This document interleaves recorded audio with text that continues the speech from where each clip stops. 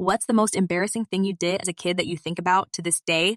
I liked this boy in my art class and found out through some mutual friends that he lived a few blocks from me. So instead of just talking to him at school like a sane person, I decided I would get his attention by sneaking out of my house at 4 a.m. with a big bag of garbage, walking all the way to his house, throwing the garbage all over his lawn, then ringing his doorbell and running back home.